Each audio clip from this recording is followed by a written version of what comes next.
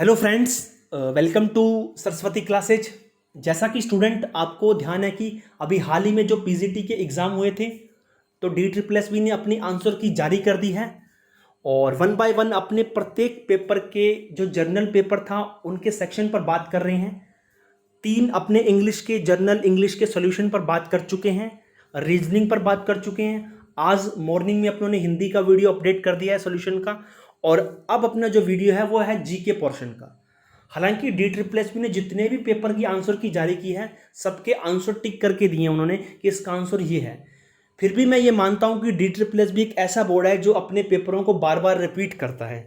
तो चाहे आप 10 मिनट दीजिए चाहे 15 मिनट दीजिए, जो प्रीवियस ईयर्स के पेपर हैं उनको जरूर कीजिए, क्योंकि प्रीवियस ईयर्स के पेपर आपके लिए एक पंप का कार्य करेंगे। जैसे एक व्यक्ति है जिसको सांस लेने में तकलीफ हो रही है ना, तो उसके लिए वेंटिलेटर पंप बहुत जरूरी होता है।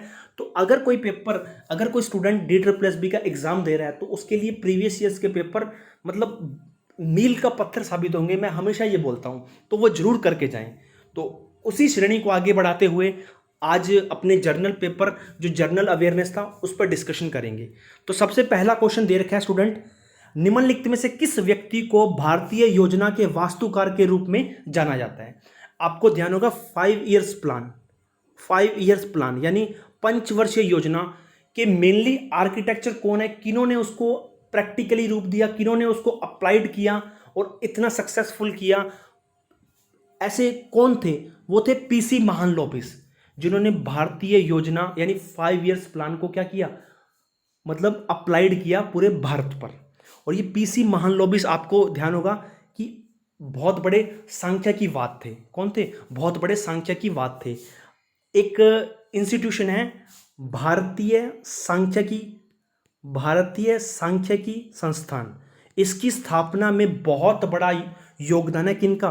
पीसी महालनोबिस का। किनका? पीसी महालनोबिस का। 2 क्वेश्चन आए थे पंचवर्षीय योजना से, दोनों के दोनों क्वेश्चन स्टूडेंट मैंने अपनी वीडियो में लगभग 1 साल पहले डिस्कशन कर लिया था। दोनों के दोनों क्वेश्चन एक ही पेज से पूछे गए हैं। मैं भी दोनों क्वेश्चनों को दिखाता हूं कि दूसरा क्वेश्चन कौन सा है, फिर मैं आपको वो पीडीएफ दिखाऊंगा। वो पीडीएफ आपको मेरा जो टेलीग्राम चैनल है DSSB एग्जाम प्रिपरेशन, वहां मिल जाएगी आपको इजीली से। आप उसको, जिनका एग्जाम आगे की शिफ्टों में है तो जरूर पढ़ के जाएं। भले 10-15 मिनट उस वीडियो को एक बार नज़र से निकाल दीजिए, क्योंकि कई बार एग्जाम बार बार पूछ लेता है एग्जामिनर। तो DSSB एग्जाम प्रिपरेशन से टेलीग्राम चैनल है, आपको डिस्क्रिप्शन में लिंक मिल जाएगा, इजीली से आप सर्च करके भी रीच कर सकते हो चैनल पर, टेलीग्राम पर। तो दूसरा क्वेश्चन देखते हैं अपने। अब देखिए दूसरा क्वेश्चन जो इसी शिफ्ट में पूछा गया था, इसी पेपर में, भारत के योजना आयोग की स्थापना कब हुई थी?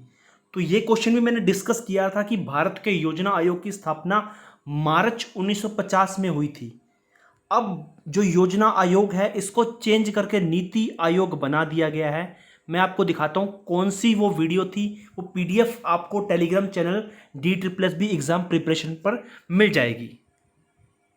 अब ये देखिए, पंचवर्षीय योजना के नाम से वीडियो बनी हुई है। पहली ही लाइन में योजना आयोग की स्थापना हुई थी 15 मार्च 1950 में। ये देखिए, हूबहू ये क्वेश्चन उठा के दे दिया था उन्होंने।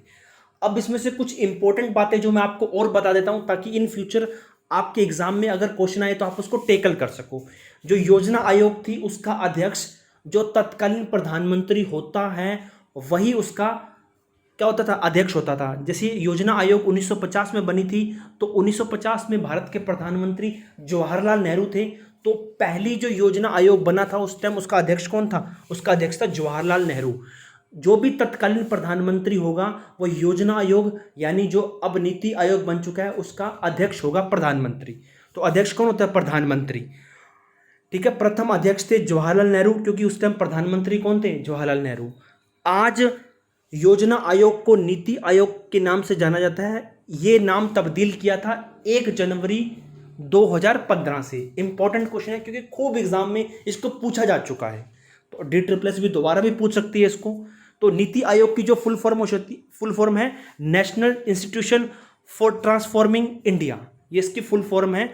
और आपको ध्यान है कि नीति आयोग का जो अध्यक्ष होता है वो तत्कालीन प्रधानमंत्री होता है, और हमारे प्रधानमंत्री नरेंद्र मोदी जी हैं।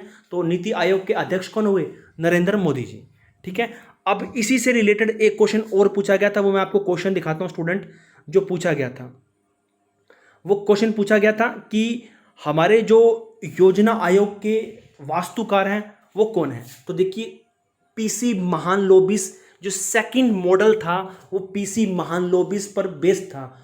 उनकी जो संकल्पना था उन पर बना था ये, और बहुत एक तरह से कह सकते हैं कि ये जो सेकंड योजना थी ये काफ़ी सक्सेसफुल योजना थी। इसमें जो भारत में जो निर्माण हुआ था वो बहुत अच्छा हुआ था। यहाँ से भी क्वेश्चन हमेशा पूछे गए हैं और पूछे जाएंगे। सेकंड 5 ईयर्स प्लान में भारत में 3 बड़े इस्पात कारखाने लगाए गए थे। सबसे पहला लगाया गया था उड़ीसा में, जो जर्मनी की सहायता से लगाया गया था, जिसका नाम था राउरकेला। दूसरा था छत्तीसगढ़ में, जिसका नाम था भिलाई, और रूस की सहायता से लगाया गया था। तीसरा था दुर्गापुरा, जो वेस्ट बंगाल में था, ब्रिटेन की सहायता से लगाया गया था। ये आपको पूरा का पूरा ये जो मैं आपको सारी टिक कर रहा हूँ इसको आपको याद होनी चाहिए, क्योंकि मोस्टली बार ये क्वेश्चन पूछा जा चुका है। ठीक है। और जो सेकंड जो हमारी पंचवर्षीय योजना थी, इसमें मुख्यतः भारी उद्योगों को प्राथमिकता दी गई थी। ठीक है स्टूडेंट। और ये जो सेकंड पंचवर्षीय योजना थी ये किसके मॉडल पर आधारित थी, तो प्रोफेसर पीसी महालनोबिस पर आधारित थी। मैंने आपको बताया था कि ये बहुत बड़े सांख्यिकी बातें, स्टेटिक्स में इनका बहुत बड़ा नाम था। और जो दिल्ली में जो संस्थान बना हुआ है भारतीय सांख्यिकीवाद संस्थान, उनकी स्थापना में सबसे बड़ा योगदान इन्हीं व्यक्ति का है।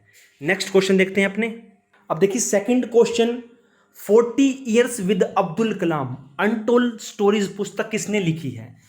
अगर किसी ने मेरी करंट अफेयर की सेकंड पार्ट देखा है, जो अभी मैंने 15 दिन पहले रिलीज किया था, उसमें मैंने क्वेश्चन दिया था कि 40 years with Abdul Kalam untold stories के राइटर कौन हैं। तो याद होगा शिवनाथ पिल्लई इसके राइटर हैं। तो जो फोर्थ ऑप्शन है वो बिल्कुल सही है। ये क्वेश्चन डिस्कस करना, इसके आंसर दिए हुए हैं, ये नहीं कि कोई बच्चा पढ़ नहीं सकता।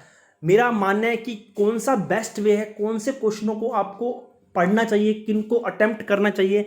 तो मैंने हमेशा से कहा है कि बुक पर हमेशा से 2-3 क्वेश्चन आते हैं, दो मान के चलिए, एक क्वेश्चन तो फिक्स है, कई कई शिफ्टों में 2-2 क्वेश्चन पूछ लिए गए हैं। अब आपके माइंड में आ रहा होगा सर इतनी सारी बुक्स को कैसे याद रखें। बुक्स को याद नहीं रखना, 1 ईयर में जितनी भी बुक्स बनी हैं, मोस्टली 25 या 30 बुक होती है जो पब्लिश होती है हर साल फेमस राइटर की। 25-30 तो मैंने ज़्यादा बोल दी, मोस्टली 10 या 15 बुक्स होती हैं, उनको आपको याद रखना है। अगर आप पूरे साल की नहीं याद रखते हैं तो लास्ट 6 मंथ जब भी आपका एग्जाम हो, तो लास्ट 6 मंथ में जितनी भी बुक्स पब्लिश हुई हैं उनको याद रख लीजिए। अब ये देखिए मैं आपको लेक्चर दिखाता हूँ, उसका पीडीएफ, उसमें बहुत सारे क्वेश्चन दिए हैं, आप उनको पढ़िए, क्योंकि क्या पता अगले शिफ्ट में वो क्वेश्चन पूछे जा चुके हों या पूछे जाएंगे। अब ये देखिए मैंने करंट अफेयर में क्वेश्चन करवाया था आपको, who among the following has written the book 40 years with Abdul Kalam untold story. तो ये देखिए उनके आंसर हैं डॉक्टर ए शिवनाथु पिल्लई, जो क्वेश्चन पूछा जा चुका है। मैं ये नहीं कहता कि मेरी वीडियो से आपको क्वेश्चन मिलेगा, पर मैं ये कहता हूं कि अगर आप स्ट्रैटेजी के साथ कुछ टॉपिकों को पढ़ते हैं, मैं बहुत बार उन टॉपिकों का जिक्र कर चुका हूं, तो आप एक इजीली से सेफ स्कोर क्रिएट कर सकते हैं। बुक्स हो चुकी है, स्पोर्ट्स हो चुके हैं, ठीक है। उसके बाद अगर आप पढ़ना चाहते हो तो हमारा जो प्राचीन इतिहास है, मौर्य काल आपको पढ़ना जरूरी है, वहाँ से क्वेश्चन पूछ लेते हैं। मौर्य काल के साथ अशोक के जो मोस्टली अशोक के उपनाम हैं, चंद्रगुप्त के उपनाम हैं, बिंदुसार के उपनाम हैं, वो पूछ लेते हैं। स्पोर्ट्स में करंट अफेयर में जितने भी पुरस्कार चल रहे हैं वो पूछ लेता है। तो ये क्वेश्चन फिक्स है, DSSP इन पर क्वेश्चन पूछता है। तो नेक्स्ट क्वेश्चन देखते हैं अपने। नेक्स्ट क्वेश्चन है, शिक्षा के अधिकार को मौलिक अधिकारों में किस संशोधन अधिनियम से पेश किया गया। अब भाई साहब मैं बार बार अपना बोलता रहता हूं कि अमेंडमेंट पढ़ लीजिए, क्वेश्चन आएंगे और हर शिफ्ट में अमेंडमेंट पर क्वेश्चन पूछे गए हैं।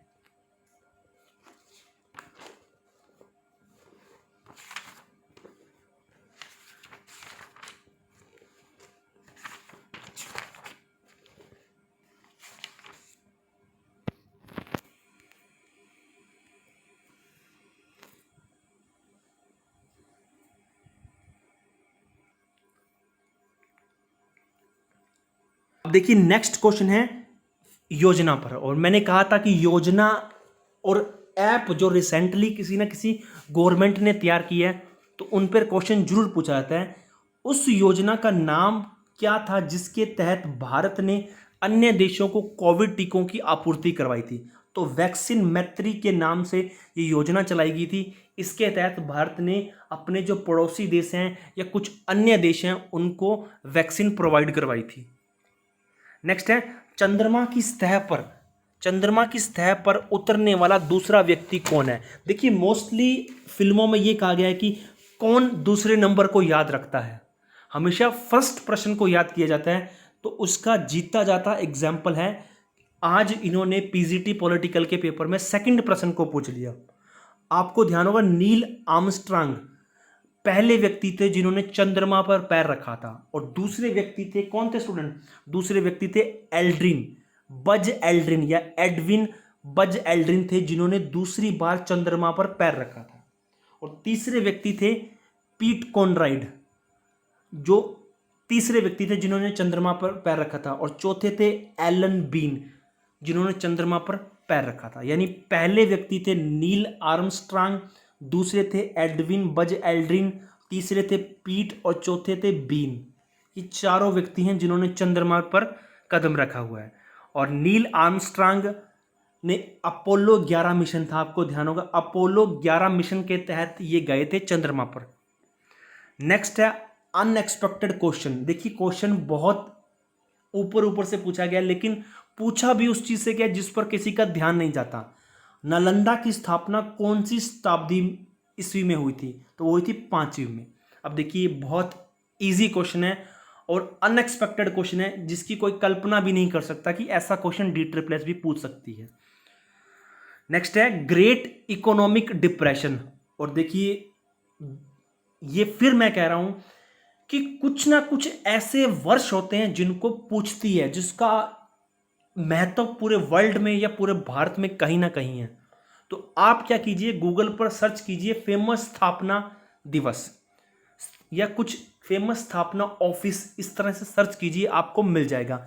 आप प्रत्येक एग्जाम को उठा लीजिए, कई बार अन्य योजना के बारे में पूछ लिया, कई बार 1977 में क्या स्थापना हुई थी, नरेगा कब बना था, इस तरह के 1977, 1967, 1950, 1955, 1980 में क्या बना था ये पूछ लेते हैं। अब पूछा ग्रेट इकोनॉमिक डिप्रेशन, यानी कि भीषण मंदी या महामंदी किस वर्ष स्टार्ट हुई थी? वो हुई थी 1929 में USA, आपको ध्यान होगा यूनाइटेड स्टेट। देखिए बहुत इंपॉर्टेंट क्वेश्चन है। अगर इकोनॉमिक जो कोई बच्चा इकोनॉमिक्स का है तो उसके लिए बहुत इजी क्वेश्चन है। अगर कोई विदाउट इकोनॉमिक्स का बच्चा है तो उसके लिए तो क्वेश्चन बहुत अच्छा बनता है, लेकिन वैसे ये ऊपर ऊपर से क्वेश्चन पूछा गया था, ग्रेट इकोनॉमिक डिप्रेशन। नेक्स्ट है भारतीय संविधान के अनुच्छेद 80 के अनुसार राज्यसभा की अधिकतम क्षमता कितनी होती है?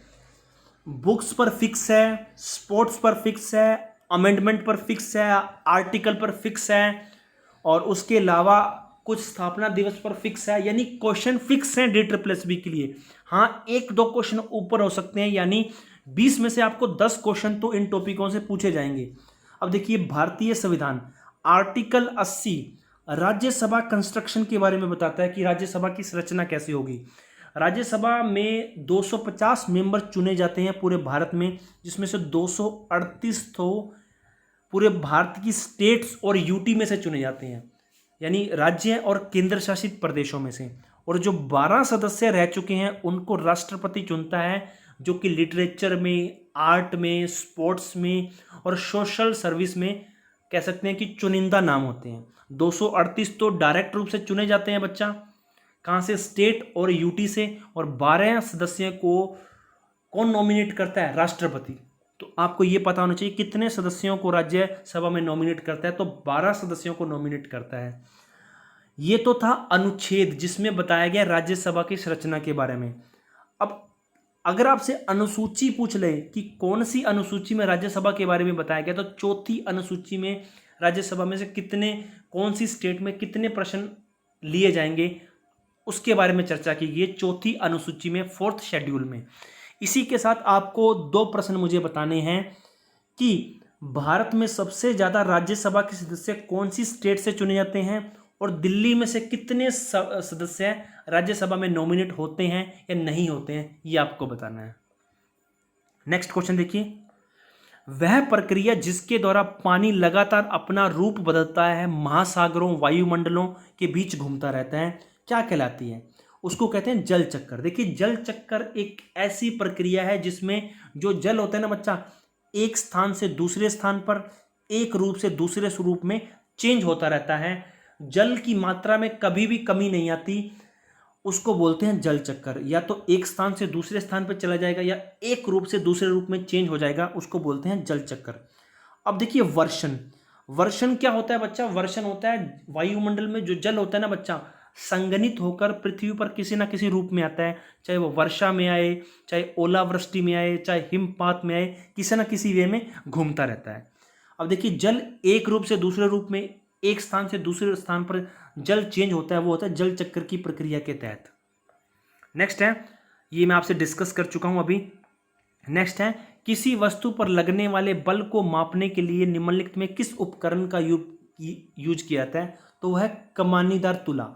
आपने कबाड़ की दुकानों पर देखा होगा, या जहां कॉटन तुलती है ना बच्चा, आपने देखी होगी आड़त की दुकान, तो वहां आपके सामने एक इस तरह से लोहे की कमानीदार तुला होती है, यहाँ हुक लगी होती है, और जैसे ही हुक में किसी गट्टे या किसी पदार्थ को तोलना होता है उसको लटकाया जाता है और यहाँ उसका वेट बताया जाता है। तो ये मोस्टली कबाड़ियों के पास देखने को मिलेगी, जिसको कहते हैं कमानीदार तुला। ये बल के बारे में बताती है, वेट के बारे में बताती है, ये हुक के नियम पर बेस्ड है, हुक के नियम पर बनी हुई है ये, ठीक है। उसके बाद है फेथामीटर, जो समुद्र की गहराई को बताता है। ये दो चीज़ें थी इंपॉर्टेंट, और ये डिस्कशन में टेलीग्राम पर मैं एक बहुत बड़ा एक तरह से बता चुका हूँ कि आगामी जो वर्ल्ड कप होंगे, ओलंपिक्स होंगे, फीफा होंगे, ये सारी की सारी मैं एक तरह से पीडीएफ डाल चुका हूँ, आप जाके देख सकते हो। अब पूछा है कि 2022 में फीफा अंडर-17 महिला विश्व कप की होस्टिंग कौन करेगा? वो करेगा भारत। नेक्स्ट है, महात्मा गांधी किस वर्ष दक्षिण अफ्रीका से भारत लौटे थे? आपको याद होगा कि महात्मा गांधी 9 जनवरी 1915 को दक्षिण अफ्रीका से लौटे थे, और इसी कारण 9 जनवरी को पूरे भारत में प्रवासी भारतीय दिवस मनाया जाता है। ये प्रवासी भारतीय दिवस 9 जनवरी को मनाया जाता है। जो फॉरेन में रह रहे हैं उनको भारत से जोड़ने के लिए हर साल 2003 से 9 जनवरी को प्रवासी भारतीय दिवस मनाया जाता है। नेक्स्ट है, अकबर के दरबार में प्रमुख संगीतकार तानसेन सहित कितने रत्न थे? आपको ध्यान है, अकबर के नवरत्न फेमस थे, तो 9 रत्न थे। और कई बार आपको कई छोटी छोटी परीक्षाओं में तानसेन का नाम पूछ लेता है, राम धनु या राम तनु, ये था राम तनु, इनका फुल नाम था, ठीक है। और आपको अकबर के राम तनु पांडे, क्या था? राम तनु पांडे इनका फुल नाम था तानसेन का। अकबर के नवरत्न आपको याद होने चाहिए, कुछ तो मुझे याद है। तो सबसे पहले थे अबुल फजल, अबुल फजल के बाद थे फैजी, फैजी के बाद आपको याद होंगे तो राजा टोडरमल थे, राजा टोडरमल के बाद आपको ध्यान है कि मान सिंह थे, राजा मान सिंह थे, राजा मान सिंह के बाद आपको याद थे बीरबल थे, बीरबल के बाद आपको थे अब्दुल रहीम खाने खाना थे, उसके बाद मुल्ला दो प्याजा थे, और उसके बाद तानसेन थे। यानी 8 तो हो चुके हैं, एक शायद मिसप्लेस हो चुका है, आप सर्च करके देख लीजिए, आपको मिल जाएगा। नेक्स्ट है, निम्नलिखित में से किस देश ने स्पुतनिक वी नामक कोविड-19 वैक्सीन विकसित की है? तो वो की है रूस ने, काफ़ी चर्चा में थी तो पूछ लिया इन्होंने एग्जाम में। नेक्स्ट है, निम्नलिखित में से कौन सा देश आईसीसी विश्व टेस्ट चैंपियनशिप 2019-21 में शामिल नहीं था? तो सबसे easy question, important question, Afghanistan नहीं था। नेक्स्ट है, मृत सागर निम्नलिखित में से किस स्थान पर स्थित है? अब देखिए मृत सागर, देखिए खारे पानी की झील है मृत सागर, जो कि इजराइल में है। एशिया में सबसे नीचा स्थान कौन सा है? सबसे नीचा स्थान, नीचा बिंदु, ये कह सकता हूँ कि सबसे नीचा स्थान है मृत सागर, जिसको बोलते हैं डेड सी। अगर इसमें कोई तैरने गया तो वो डेड यानी सी लेट ही जाता है, यानी मर जाता है। इसका घनत्व बहुत कम होता है, 397 मीटर इसका नीचा स्थान है। क्या कह सकते हैं, सबसे नीचा स्थान एशिया में कौन है, मृत सागर। ठीक है बच्चा, और मृत सागर कहाँ है, एशिया में है सबसे नीचा स्थान। मृत सागर जिसको बोलते हैं डेड सी, सर्वाधिक नीचा स्थान है एशिया में, 397 मीटर। और आपको याद होगा मेरियाना ट्रेंच, आपने सुना होगा मेरियाना गर्त, जो कि फिलिप्स में है एशिया में, विश्व का सबसे गहरा स्थान। ये तो है सबसे नीचा स्थान कौन, मृत सागर, और विश्व का सबसे गहरा स्थान।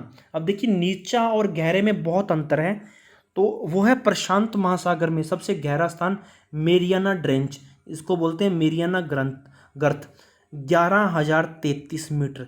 कई किताबों में 11,022 भी लिखा है, 11,033 मीटर इसकी गहराई है मेरियाना ट्रेंच की। नेक्स्ट है, अर्थशास्त्र के क्षेत्र में नोबेल पुरस्कार का आधिकारिक नाम क्या है। बहुत बार मैं कह चुका हूं कि नोबेल पुरस्कार पर कहीं ना कहीं किसी ना किसी वे से क्वेश्चन जुड़ेगा। अब देखिए, जो अर्थशास्त्र में अपना एक तरह से अतुलनीय योगदान देता है, उनके लिए एक अवार्ड होता है अर्थशास्त्र के लिए, उसको बोलते हैं स्वेरिगेस रिक्सबैंक पुरस्कार, जो दिया जाता है अर्थशास्त्र के रूप में। नेक्स्ट है, रविंद्रनाथ टैगोर के जन गण मन गीत के कितने छंदों को भारत के राष्ट्रीय गान के रूप में अपनाया गया, तो वो है 1। ठीक है स्टूडेंट, ये थे हमारे इंपॉर्टेंट क्वेश्चन जो कि आपके एग्जाम में पूछे जा चुके हैं। इसी तरह हम आपके सामने सोल्यूशन लाते रहेंगे मैथ, रीजनिंग, हिंदी, जीके और इंग्लिश का। आप हमारे चैनल से जुड़े हुए हैं, अगर कोई व्यक्ति पहली बार आए तो चैनल को सब्सक्राइब कर लीजिए और नोटिफिकेशन बेल को जरूर ऑन कीजिए, ताकि इन फ्यूचर कोई भी वीडियो अपडेट होती है तो आपको मिल जाए। धन्यवाद।